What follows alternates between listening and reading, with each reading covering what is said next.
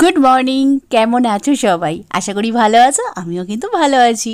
আর আজকে আমার সকাল সকাল মোটামুটি 7:30 পৌনে 8টার মধ্যে উঠে গেছি। আর সকাল 8টা থেকে আমার যুদ্ধ শুরু, কারণ ওই উঠে একটু মুখ টুক ধুতে ফ্রেশ হতে যা যতটুকু সময় লাগে তারপরে মোটামুটি হাতে আমার কাজ চলে আসে। তো কালকেই ভেবেছিলাম যে আজকে ছাদটাকে ঝাড় দেবো, যদিও 3 দিন আগে আমার এই ঝাড় দেওয়া হয়েছে, মানে আমাদের যে মাসি আছে সে ঝাড় দিয়ে দিয়েছে। সে একবার করে ঝাড় দেয়, তাকে 50 টাকা করে দেওয়া হয়। মাসে 4 দিন ঝাড় দেয়, তাকে 200 টাকা শুধুমাত্র ঝাড় দেওয়ার জন্য রাখা হয়েছে। আর তাও সপ্তাহে মোটামুটি আমাকে 1 দিন 2 দিন ঝাড় দিতেই হয়। এত পাতা পড়ে তোমাদেরকে কি বলবো, 2 দিনের যে দেখতে পাচ্ছ 2 দিনের পাতা পড়ে এইরকম হয়ে গেছে, মানে 2 দিন আগে ঝাড় দিয়েছে, 2 দিন পরে ঠিক এইরকমই অবস্থা হয়ে গেছে। আজকে আমার কাজটা একটু বেশি, কারণ আরেকজন আসবে না, একজন আসবে মাসি, আরেকজন আসবে না। তো সেই কারণে কাজটা একটু বেশি, নইলে জামা কাপড় কটা আমি ভিজিয়ে দিলেও সে ধুয়ে মেলে দেয়, কেচে মেলে দেয়। তো সেই জন্য আজকে আমিই কাচ্ছি, মানে ধুয়ে আজকে আমি কেচে আমিই মেলে দেবো।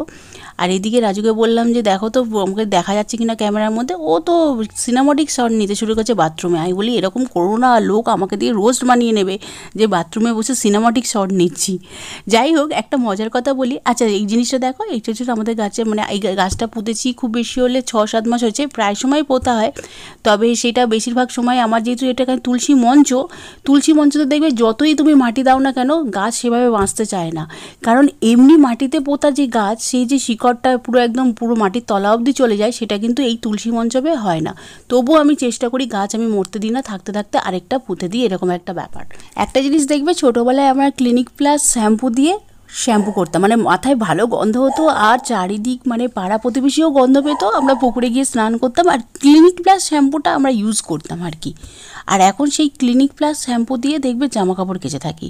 এখন আমরা নামি দামি ব্র্যান্ডের মানে চেষ্টা করি শ্যাম্পু ইউজ করার।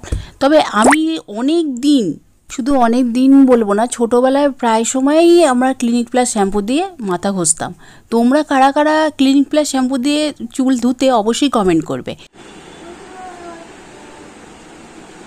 দেখি তো আমার বাবাটা কি করছে, আমার সোনাটা কি করছে।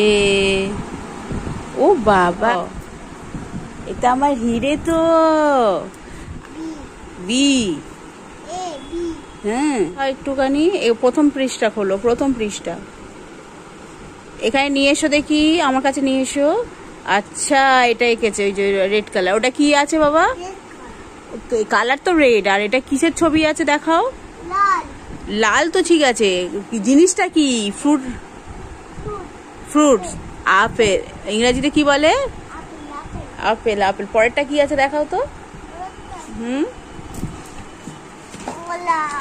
ইংরেজিতে কি বলে?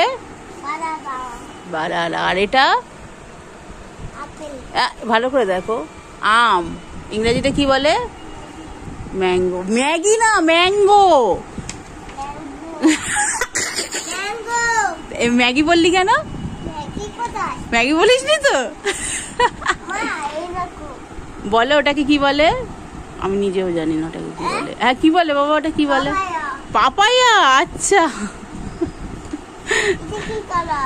ওটা কি কালার? আর আজকের ব্লগটা দেখো, সারাক্ষণ যেন আমি ঝাঁটই দিয়ে যাচ্ছি। যাই হোক, ওদিকে ঝাঁট ফাট দিয়ে রান্নাঘরটা একটু পরিষ্কার করে নেবো। বেসিনের কয়েকটা জিনিস আছে সেইগুলো মেজে নেবো। রান্নাবান্না তো দূরের কথা, পরের কথা, কারণ আজকে একটা খুশির দিন। আমার শ্বশুর শাশুড়ি আসছে, পুরী থেকে আজকে বাড়ি ফিরছে, মানে ননদের বাড়ি ওখানে দুদিন ছিল, তারপরে আজকেই ফিরছে। তো সেইখানে তাদের জন্য রান্নাবান্নার ব্যাপার আছে, সেটারও ব্যাপার। কিন্তু আগের দিন একটা ব্লগ সেরেছিলাম, একটা আমি রান্না করেছিলাম, সেই রান্নাটা কি তোমাদেরকে জিজ্ঞাসা করেছিলাম, আমি নাম বলিনি। তো অনেকে অ্যান্সার দিয়েছিলে, সবাই কিন্তু ভুল অ্যান্সার দিয়েছো। একজন ঠিক অ্যান্সার দিয়েছে, তার নাম হচ্ছে সোমা রয়। সোমা, তুমি ঠিক বলেছিলে, ওটা আমি নিম বেগুনের তরকারিই করছিলাম। মানে শুধু বেগুনটা দেখা যাচ্ছিলো, তার মধ্যে কী আছে সেটা বোঝার ক্ষমতা কারোর ছিল না আর কি, কিন্তু সোমা ঠিকঠাকই অ্যান্সার দিয়েছে। এখন বাজে 10:45। আজকে যেহেতু ওনারা আসবে, রান্না তো টুকটাক বানাতেই হবে, আর আস্তে আস্তে তবু 2:30-3টে তো বেজেই যাবে। ওখান থেকে আমার জামাইবাবু, মানে আমার ননদের বর, গাড়ি করে দিয়েছে ডাইরেক্ট খড়গপুর থেকে একেবারে টানা গাড়ি করে আমার শ্বশুর শাশুড়ি চলে আসবে। প্রায় এক মাস নয়, 28 দিন পর বা 26 দিন পর ওনারা ফিরছে। এর আগে যখন গেছিলো তখন কয়েকদিন ছিল, বাট এবারেরটা একটু বেশি দিনই ছিল। আর এবারে দেখো আমি বিছানাটা তুলে নিচ্ছি, সবাইকে তুলে দিচ্ছি, ছেলেকে বলেছি ওই ঘরে একটু পড়ে নিতে, রাজু আবার কাজে বসবে, কারণ আমি এদিকে কাজটা না সারলে না ও কাজে বসতে পারে না। রাজু যেহেতু মানে কাজটা সমস্তটাই কম্পিউটারে, সেই জন্য ওকে অনেকটা সময় দিতে হয়। আর ছেলের টিউশনিটা দিনের বেলা থাকলে রাজুর প্রচণ্ড অসুবিধা হয়, তখন কী বলো তো, তখন ওর কাজে বসতে অসুবিধা হয়, ফোনে তখন কাজ করে। আর রাত্রিবেলাটা হলে ও দিনের বেলাটা পুরো সময় পায়, আর রাত্রিবেলাতেও সময় পায়, 11টার পর থেকে ওর কাজ স্টার্ট হয়, রাত্রি 11টা। আর আমার যতদিন বিয়ে হয়েছে আমার মনে পড়ে না রাজু কোনো দিনের জন্য বিছানা তুলেছে বলে, মানে এতগুলো দিন, এতগুলো বছর, শরীর ভালো থাকুক খারাপ থাকুক বিছানা কিন্তু আমিই তুলি। হ্যাঁ, মাঝে মধ্যে যখন আমার শরীর খুব খারাপ থাকে তখন রাজু বিছানা তোলে, কিন্তু সেই বিছানা সত্যি কথা বলতে গেলে আমার পছন্দ হয় না। আজকে খুব হাঁপিয়ে পড়েছি, সেই জন্য একটু শুয়েও নিলাম। আর এদিকে একটুখানি ব্রাউন ব্রেড রাজু নিয়ে চলে এসছে। এমনি নর্মাল ব্রেডগুলো 20 টাকা করে দাম নেয়, 15 টাকা, 18 টাকা, 20 টাকা, 3 রকম পাওয়া যায়।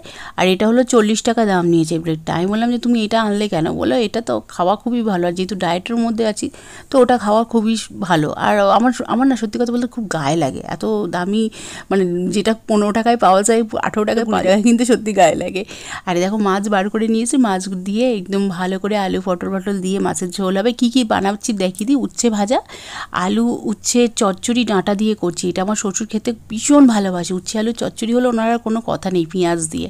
আর তার সাথে করছি আলু পটল দিয়ে মাছের ঝোল। আর রাজু বলেছে একটুখানি ভাজো না উচ্ছে, তো ওর জন্য উচ্ছে ভাজা, আমিও ভালোবাসি উচ্ছে ভাজা। স্নান টান সারলাম, ছেড়ে এবার টাইম কটা হয়েছে তোমরা ভাবলে আশ্চর্য হয়ে যাবে। এইবার আমি ওপরে যাব, পুজো করব, তারপরে নিচে নেমে রান্নার দিকে যাব। কিন্তু তবু তোমাদেরকে দেখাবো যে কি কি রান্না হলো, কটার মধ্যে হলো। I feel the gravity pull and it keeps me away. I would rather be here, lonely in space. I've made up my mind.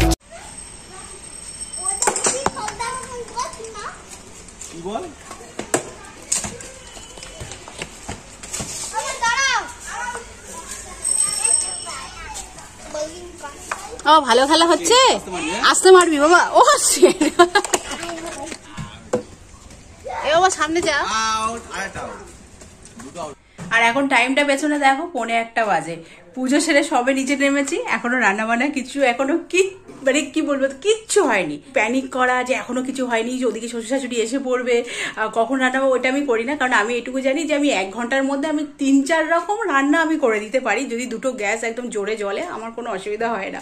মানে রান্না আমি খুব ফাস্ট করতে পারি, জোগাড় থাকলে তো আরও ফাস্ট। আর জোগাড় যেহেতু করা আছে তাই আমার অত চিন্তা নেই। এখন 1:45 বাজে, 1:30টার মধ্যে আশা করছি মাছের ঝোল হয়ে যাবে। এখন তো গিয়ে উচ্ছে ভাজবো, মাছ ভাজবো, তারপরে হচ্ছে পটলগুলো ভাজবো, ভাজার পরে মাছের ঝোল করব, তারপর উচ্ছে আলু চচ্চড়ি করব। ভাত আমি 2টো প্রেশারে বসি, কারণ আমার ছোট প্রেশার ভাত, আমার মানে প্রেশার কুকারগুলো ছোট, এতগুলো লোকের রান্না ওই একটা প্রেশারে হয় না বলে 2বার করে ভাত বসিয়েছি, 2টো প্রেশারে ভাত হয়ে গেছে। এইবার আমি যাবো রান্নাঘরের দিকে। পুজো সেরে নেবি, দেখো গরমের আমেজ, দেখো ঘেমেই পুরো স্নান, একদম পুরো স্নান করে গেছি। খুব গরম পড়েছে আজকে বলে কথা নয়, 2 দিন মানে খুব কম ছিল। আজকে কড়াটা আমি বসিয়েছি, এখনো কিছু করেনি, এখনো মাছটা ভাজবে, যে কড়া বসিয়ে দিচ্ছি। কিন্তু দেখো এখনো কিন্তু 1:30টা বাজিনি। আমার ওদিকে রান্না কতদূর তোমাদেরকে দেখাই, খুব বেশি হলে ম্যাক্সিমাম 40 মিনিটও লাগেনি। 40 মিনিট তো হয়ইনি, তবু আমার রান্না মোটামুটি হয়ে গেছে। উচ্ছে ভাজা হয়ে গেছে, একটা মাছ ভাজা রেখে দিলাম। আর এদিকে দেখো মাছের ঝোলে এখনও মাছ দিইনি, বাট মাছটা দেওয়ার পরে খুব বেশি হলে 10 মিনিট বা 5 মিনিট। আর উচ্ছে আলু চচ্চড়িটা 5 মিনিট, মোটামুটি আর 5 মিনিটের মধ্যে আমার দুটো রান্নায় সমস্ত কিছু কমপ্লিট হয়ে যাবে। আর ভাতটা তো করেই রেখেছি, 2টো প্রেশারে ভাত করলাম, আমার ছোটো প্রেশার, এতগুলো লোকে যেহেতু হবে না। আর 2 দিন পরে আবার একটা খুশির দিন আসছে, কারণ একটা বাড়িতে জাঁকজমক অনুষ্ঠান আছে, অবশ্যই দেখতে থাকো। এই যে বাবা মা চলে এসছে, সবাইকে খেতে দিয়ে দিয়েছি, আমিও খেয়ে নেবো। যাই হোক, আজকে ব্লগটা একদম খুব ছোট্ট, কেমন লাগলো অবশ্যই জানাও। মা কেমন ঘুরলে বলো? ভালো ঘুরেছো? চচ্চড়ি ভালো হয়েছে? ভালো ঘুরেছো। আবার কবে যেতে পারবে, ঘুরে আসতে পারবে ঠিক নেই। পুরী থেকে ঘুরে এসছো, ভালো হয়েছে। চচ্চড়িটা ভালো হয়েছে মা? তোমার মতো হয়নি, তুমি যেরকম করো আরো ভালো করো।